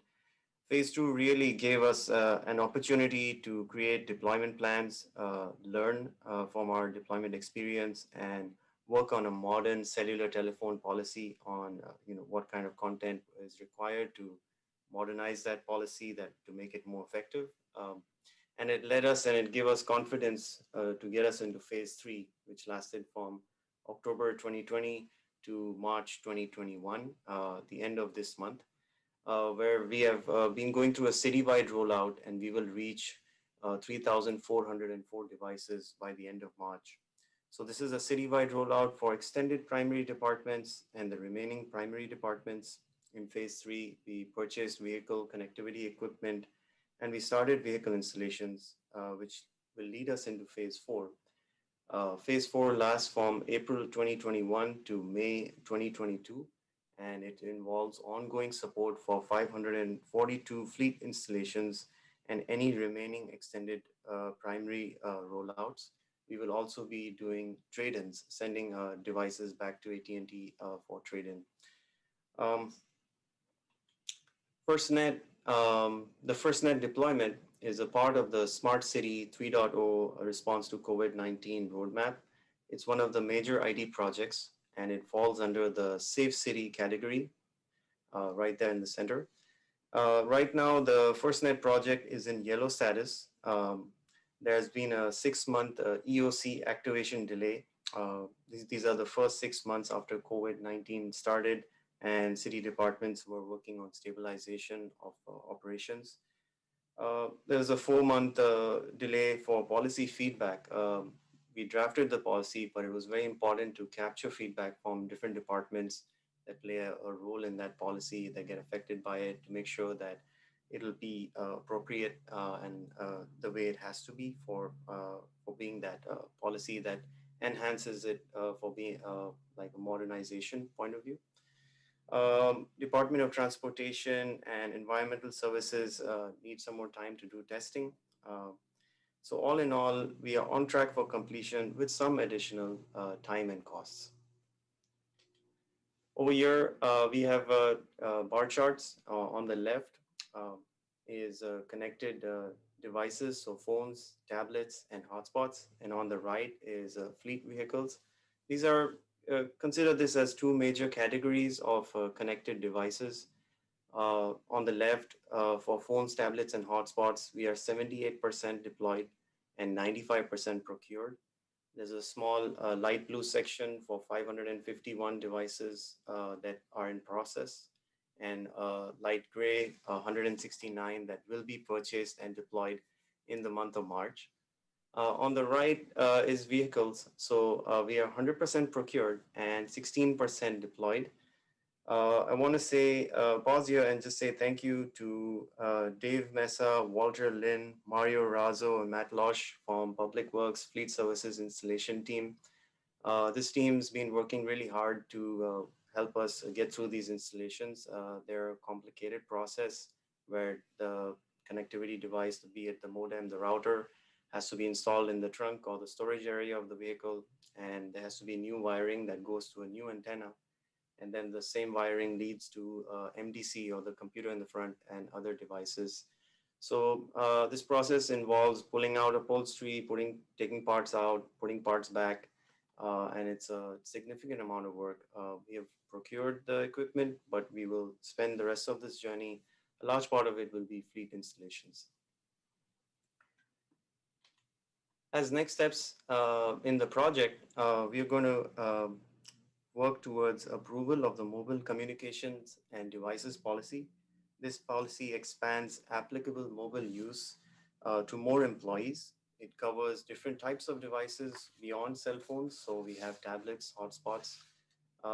It specifies usage, appropriate usage. So for instance, it states that FirstNet users are supposed to carry their FirstNet device during business hours and use it as their primary means of communication.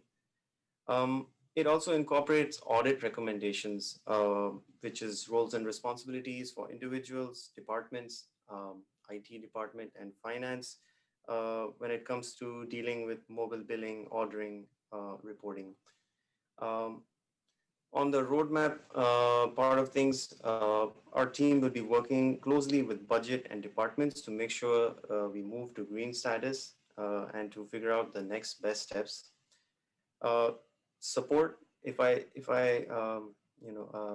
think I should say thank you to AT&T for being a fabulous partner over here, but we will continue to work with AT&T to make sure the network is running as expected, and to support city departments during emergencies, so as departments know, the users and departments know how to use these devices during an emergency, and to continue with our fleet installations for vehicles in fire, police, and Office of Emergency Management.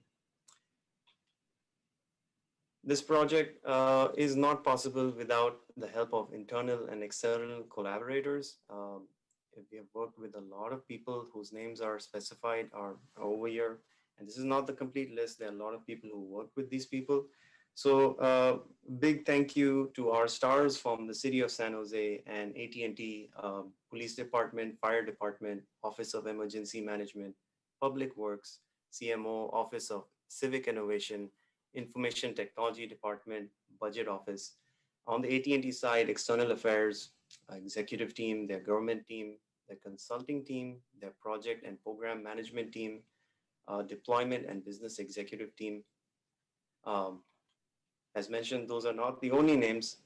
We also work very closely with citywide liaisons. There are the first two columns on the left, and the first two columns on the right side are FirstNet collaborators, so the managers of the people on the left. It's not only about the resources that we work with, these liaisons across the city, but it's also a thank you to the people who give us those resources, their managers. The FirstNet citywide liaisons are our eyes and hands into the worlds of their departments. They help us with user identification, device deployment, migration, trade-ins, and like a first level or point of contact for support and understanding any issues as they come up and best closing on them. So super big thank you to all of these external and internal collaborators. At the bottom, we have a picture collection. So I'll go left to right of some examples of these devices in use. So Ali Rico, public information representative from housing. Jessica Flores, office specialist from Independent Police Auditor. Russell Joyce, environment inspector from Environment Services. Daniel Flores, environment inspector from Environmental Services. Public Works Inspector Greg Martinez. AT&T Mobility Team packing devices at their warehouse. Fleet Services installation engineers doing installation, and we have somebody pointing there in the trunk of the vehicle. And Ryan Summers, environment inspector from Environmental Services team.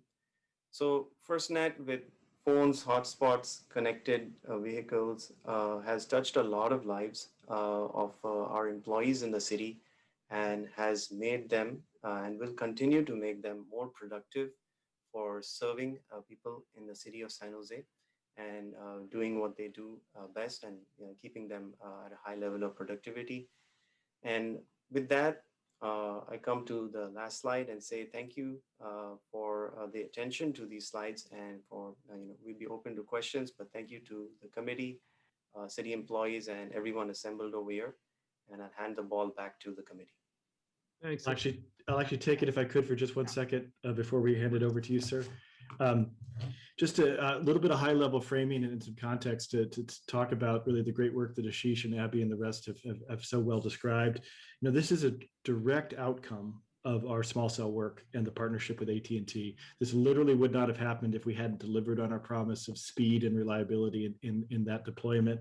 They came to us with a really unique deal here that included extremely steep discounts in pricing, and very low cost plans for high quality data and throughput. And part of the reason we're able to get that deal is we are one of the first in the nation, in fact, the first in the nation to move this deeply with FirstNet. Some other cities have deployed FirstNet with fire and police. We realize from our experience in the flood that having fire and police talk to each other is great, but if they can't communicate with Public Works, with Department of Transportation, or our Parks and Recs folks out in the field in a major disaster, then we really got silos. And so we expanded the definition, and that's why we were able to get such a good deal with them, both on pricing and on support. I also want to do a shout out to Andy Smith, who I think is on the line, because we were also instrumental in them refining very early on their network, giving them feedback on issues, and essentially alpha and beta testing this with them in ways that have had huge results for the nation as a whole. And it really was Andy Smith and his willingness to dig down into painful details on this and point them out that allowed us to have this a virtuous cycle of innovation and improvement. You know, this moves us to mobile effectively as an organization. And it moves us in a way that we've got devices that are effective and also more secure. Our ability to do mobile device management and ensure security on these devices is 10x higher than it would be otherwise. And make sure that not only in terms of the emergency, but on a day-to-day basis, we have a much better mobile and safer mobile experience. And then finally, I guess the last thing I would say on this is that I really do feel that we've gotten lucky with the timing on this, because we had a key number of these deployed prior to the pandemic that allowed us to shift and stay connected on emergency devices in this pandemic in a way that, especially in the first days, was very, very important. One last thing on giving you a sense of why this is important is think about the inevitable, right? That seismic event. Pick your favorite fault line, as I like to say, Calaveras, Hayward, San Andreas. When that pops at a 7.2 or higher, the terrestrial phone network is going to be immediately damaged. What part of it does work is going to be clogged with people trying to get in touch with each other.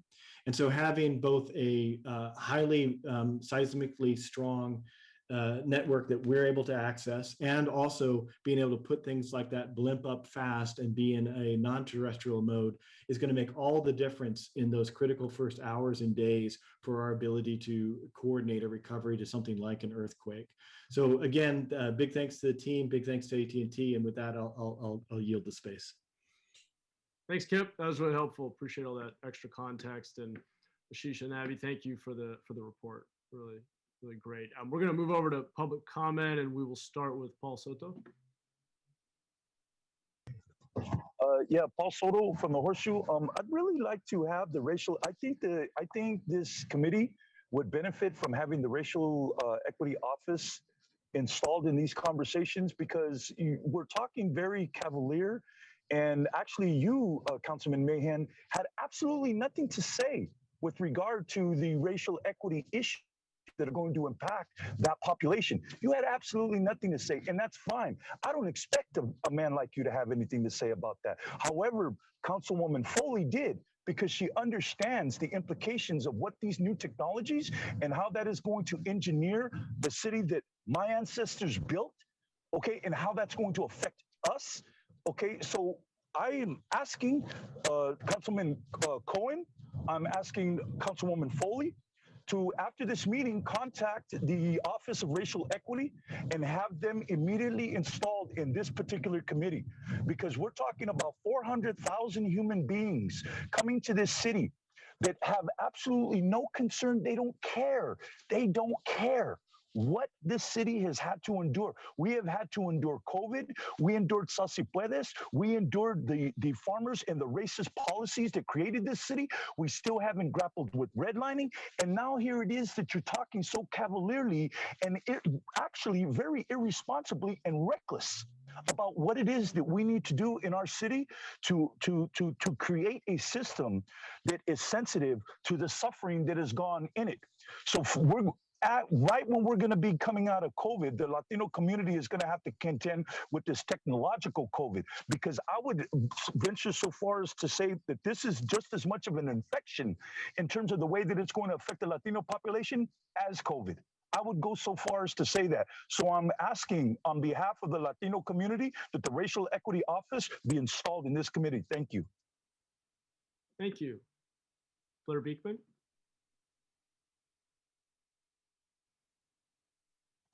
Hi, Blair Beekman here. Thank you for the words, the last words of Kip Harkness. You know, if we have a large earthquake and there'll be damage to, you know, to telecommunications, not only, you know, we've developed this first SNAP program now. I've been asking, and I know people like Chappie Jones have been, Council President Jones has been trying to work on the issue. how can the public have their own channel of communication open and available in the time of a natural disaster like an earthquake or another serious emergency event? That's something that was always been on the radar of the FirstNet people as they have been building it out. Will that learn to include an emergency channel for communication for everyday people? It's an important concept. I don't know where you are with that. I'm sure it's somewhere. I hope you can learn to talk about that more openly. I know that ham radio is really on the rise right now, but that's still kind of a specialized way to work. And so good luck in these efforts. Thank you for the first words. Thank you actually first for, it was mentioned that the IPA had a contribution to this process. That is incredible to hear. That is like so exactly, that kind of a positive way, this isn't just fire department and law enforcement building this. This is the IPA getting involved in monitoring how things are working. So thank you. That's so good to know. I wish you could speak that way more often. And, thank you to the person who mentioned this was initially from ideas from the time of 9/11. I mean, that's what my open public policies are about, how we can be more open and clear with each other. And that's so vital. And it's that way we don't hurt each other and we work towards our better selves and better practices. Thank you. And we have a caller with the last four digits, 5140. All this new technology, what you guys need to do? You need to learn how to use the old technology first. Dialing 911 is a disaster. You're going to want all this advanced technology for what? Who are you in the pocket with? With these tech companies that are creating all this crap that doesn't even work half the time? You have an electrical grid that's a disaster. You know it. You don't want to face it. You want to think that you're going to build windmills to make it work. You have an emergency medical system, or emergency response system that's terrible. I mean, San Jose PD and San Jose Fire Department are terrible. They have the lowest response time. They don't put out fires. They don't solve crimes. I mean, they're great if you want to have them hide behind a bush with a radar gun, making sure somebody doesn't roll through a stop sign. They're good at that. San Jose is also good at code enforcement, making sure your flagpole isn't too high or that you haven't parked too far from the curb. But you want to go to the next generation of technology and to help it prevent a natural disaster. I can't imagine what could happen if a real natural disaster occurred with San Jose Fire Department and San Jose PD. They'd run away like the guys did in Minneapolis a few months back. But they don't do their job. They're just there to protect their pension and their glorified welfare when they finally leave their jobs. And if you think that you're going to do something with advanced technologies, you need to learn how to use 911 on a simple phone system first. How are you going to be able to technically use all this stuff? I mean, and as for natural disasters, like I said before, the biggest natural disasters are San Jose Fire Department, SJPD, Sam Liccardo, and the entire city council. Those are the natural disasters that we have to deal with. And last time I called 911, I was put on hold. And then when the guy finally answered the phone, who are you guys hiring? The drug addict, homeless people? I want to know. You guys Great, thank you. Okay, let's come back to the committee and Councilmember Foley, please. Thank you. I'm embarrassed to say that I missed my window to get my certification under FirstNet. So can someone send me the new access code? I thought I had all day yesterday and I didn't. I had till 11:30 Eastern Standard Time. So I'm really embarrassed to make that confession publicly. Regarding the FirstNet, I think this is really an important step for us to be able to have connectivity in a way that we did not have before. Just to give you an idea of why this is important, and 911 brought it to the forefront, but in 1989, I lost my house in the earthquake. And for whoever was around there, that when the earthquake occurred, the highways were crowded with people. We didn't have the cell service that we have today, but cell phones were available. My husband was up in the mountains in our mountain home, and I thought he had died because I couldn't reach him. He had to come down the mountains. The highways were crowded. The cell phone signals were crowded. I could not get a hold of him, and I was scared to death that something that had happened to him. Luckily, nothing did, but it took me a long time because of the overuse of cell phones. So if you take our system, FirstNet, away from the personal system that everybody else is using, it frees up our first responders and our emergency workers to really deal with the emergencies they need to. And it allows our residents to contact each other in another way. And our residents, by the way, include our students who are in schools, our schools who are our parents who are trying to get a hold of our kids during a disaster. And I agree, there is going to be a disaster. There will be an earthquake. We don't know when, pick your fault. So I really support the direction of FirstNet. I think it's a great way for us to move forward.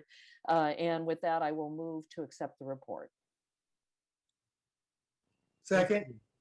Great. We have a first and a second. Thank you, council member. Any other comments or questions from the committee?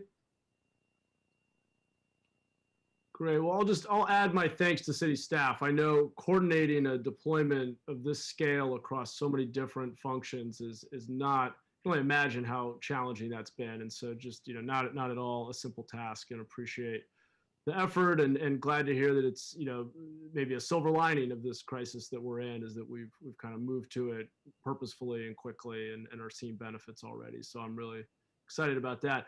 Just a question about the fiscal component of this. So I think Kip kind of referenced the special relationship and us being able to move quickly. I'm curious, as you look out over the next few years, are we clear on costs and how we'll continue to pay for this network, or is that something council is going to need to weigh in on?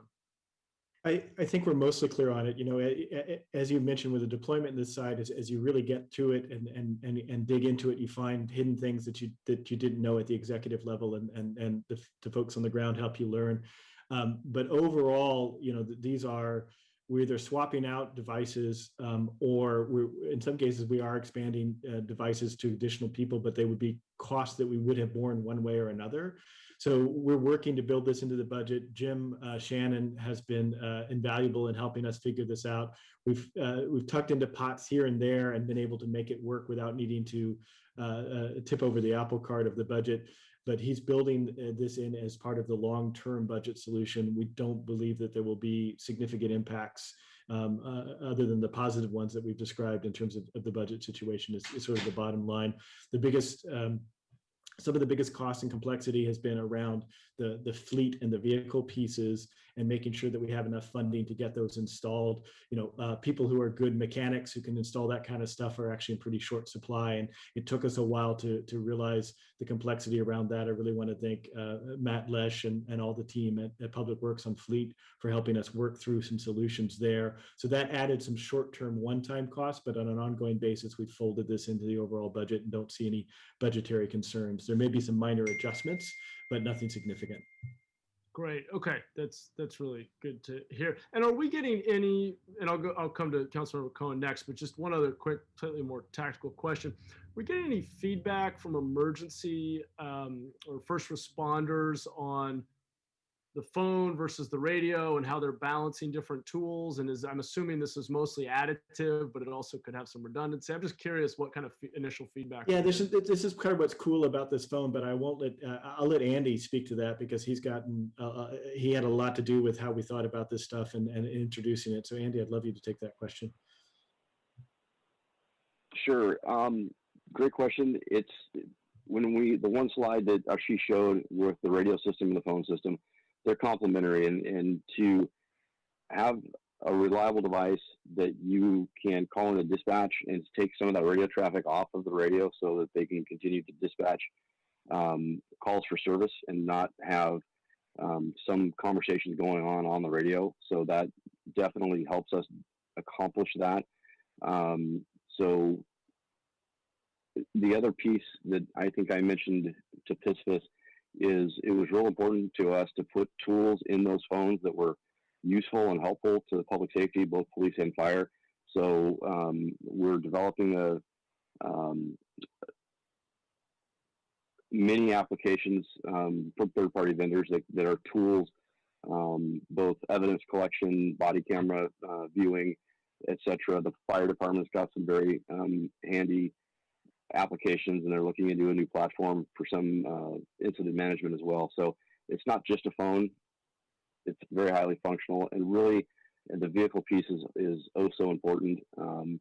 And as Kip mentioned, even in the vehicles, the modems were outdated and needed to be refreshed anyway. So they are at the end of life, and so are our MDCs in the police and fire vehicles. So it was perfect timing a year and a half ago when this came up, both from a pricing standpoint and a partnership standpoint. A couple of other things, and I'll give Andy credit for all of this because he educated me on these things as well. We also were able to test out different phones and have PD and fire select the ones that fit for their needs, and including this nice OtterBox case that allows you to be pretty brutal with it when you need to. A couple of other things that helped in the transition is there's a push to talk function that is if you're used to using a radio, it essentially creates a radio-like experience, and that was popular with some folks, as well as, again, the obvious contrast. It's easy to forget, but I always, folks like me, like Andy, remind me, what you can't do with radio is the transmission of the pictures and the images and the video, and that's become so much more of our situational awareness these days. And so it's a great complement to the P25 digital radios, and we see them working side by side into the future until there's something that does both in one, which will probably be an early adopter on that as well. But until then, I think this is a really good complement, and I really, again, want to credit Andy for making sure that we got a tool that worked for the people who are in the field, and he wouldn't stop at anything and wouldn't have approved this if we hadn't got something that didn't work for both our firefighters and our police. That's great to hear. And I don't know if, thanks for that. And thanks, Andy. And Rob, did you want to jump in on that as well? I saw your hand go up. Yeah. Oh, sorry. Yes, Councilmember. Just one thing for follow-up on Councilmember Foley. Your staff did pick up your phone today, and we'll follow up with you right after this meeting to get you on. Look at that. How's that for service delivery? Put that in 311. Good job. All right, Councilmember Cohen. Yeah, since Councilmember Mann, since you brought up the cost, I did notice in the report something that said that there was the ongoing costs for in future was a little bit higher than was originally anticipated. So I just wanted to ask a couple clarifying questions. I assume that there was some built-in cost for device replacement, some cycle of device replacement that needs to be done. Usually these things are 3-4 year replacement cycle, right? So that's been built in the expectation that every so many years everyone would get a new device. Or how has that been built? Is that been assumed as part of that? That's not part of the escalation that you mentioned in there, is it? Abby, can you maybe take a crack at that, or Ashish? Because I want to make sure I could make something up, but I'd rather actually get the right thing. Yeah, our projections do anticipate a 3-year cycle for refreshing devices, and we do have a really great partnership with AT&T and good pricing on that. So that is a really good price point for replacing phones and other devices. The Cradle Points are going to have a longer life. I think we anticipated 4 to 5 year life for those devices. So those will be refreshed later down the road. And then I think I saw that, or was there somebody else that wanted to?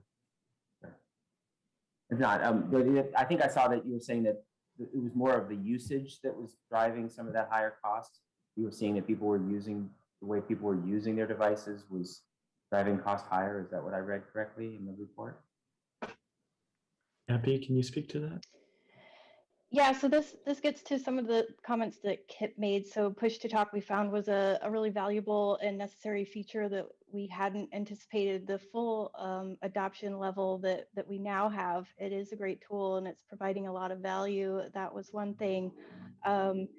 We have a couple of different pricing plans available to users across the city, and so some users are coming in at a higher price point than what we anticipated, but again, it comes back to what their necessary use was. And so they are matched with the plan that is providing them with the value that they need and the coverage that they need through the device. And the devices, when people buy personal devices, they either get a certain data plan, right? Are these devices on a certain level of data plan, or are they on an unlimited usage data plan? How is it set up for the individual users who have these devices? Yeah, the big two are an unlimited data plan, and then we have a pooled 2 gigabyte plan, and that pools the resources of, for example, a whole department's user base, and they can exceed a 2 gigabyte each month. Just in aggregate, they would need to stay under a certain threshold. But those are the primary plans that we have. Because I was thinking that many people are expecting this to sort of be a combined device for personal and city device, right? And then that might actually result in higher usage than we've anticipated. Is that what you're seeing or not? So that gets to the policy, and there is a distinction between the individual use and the city business use. And so the policy does clarify that line. These devices should be what you're using for business purposes. You can use your separate cell phone for any other purpose. It does allow a little bit of leeway, which is some of the feedback that we got from citywide input was that there needs to be a little bit of flexibility to use this phone if you absolutely have to for a personal purpose, but mostly it's business. Yeah, and this is moving maybe a little bit different direction than some folks in tech, and some of that is our regulatory environment and also our transparency environment, right? Is that these having this as a purely dedicated work device, and I actually don't even have my personal device here because I don't like to be distracted by it while I'm working. It allows us from an operational standpoint to do a couple of things that are important. One, it allows us to have phones that can be associated with positions in an emergency that we can just say, hey, take the EOC director phone, here you go.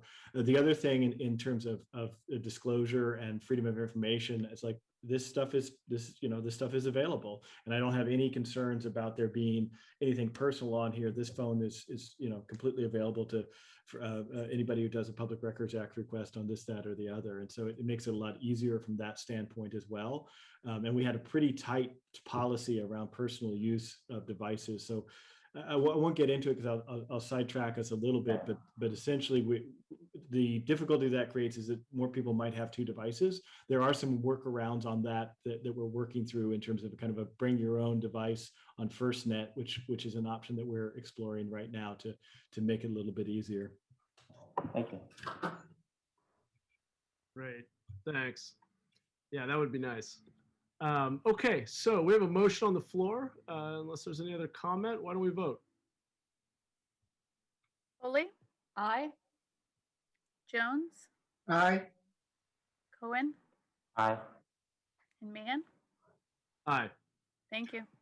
Thank you. So before we go to public comment or final public comment, just want to thank staff for the really substantive reports today. I certainly learned a lot and appreciate your attention to detail and all the great work you're doing. Want to thank Ken Davies again for his 22 years of service, even though I think he's probably not on the call, and appreciate everything you've done for our city. So we will go to open forum as we wrap up here. I think we have a couple members of the public, and we'll start with Paul Soto. Paul Soto from the Horseshoe. We really need the Chicano community, the Latino community, the descendants of those that suffered under these policies, these racist policies that have happened in San Jose. If there ever was a committee that needs our representation, it's this one. No offense to anybody on this council, the entire council's white. And I really take offense to a bunch of white dudes talking so cavalierly.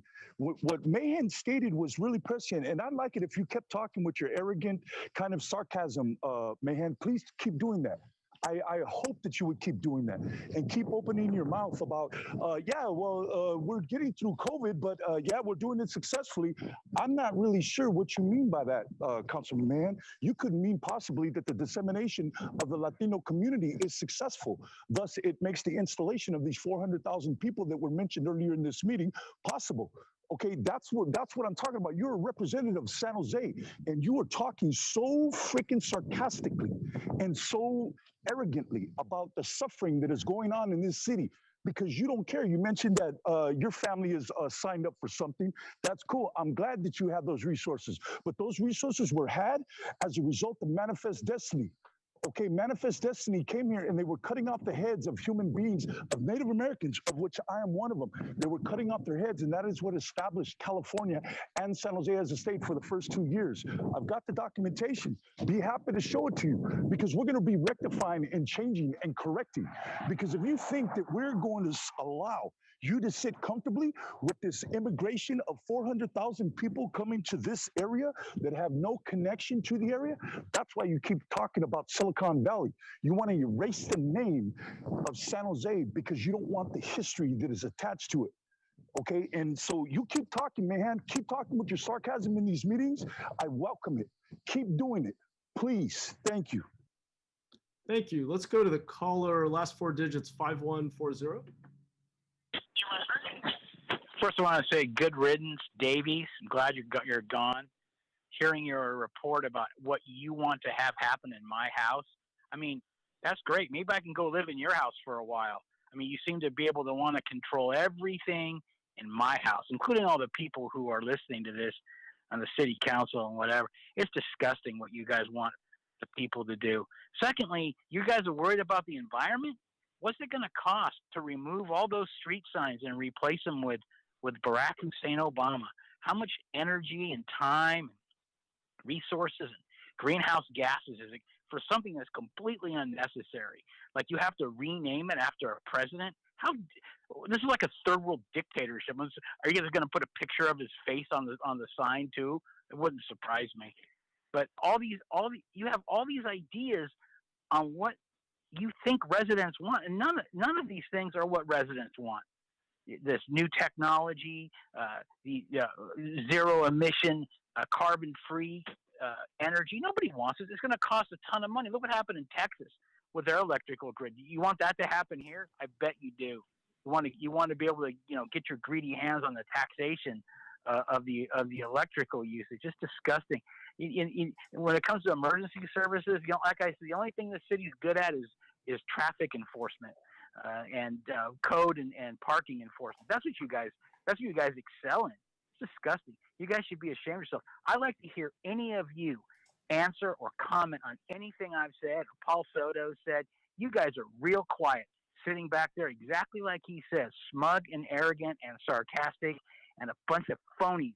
You guys are a bunch of phonies. You guys are in the pocket of PG&E and the developers and everything else. You know it. You're in the pocket of big tech. Why do you want all this technology?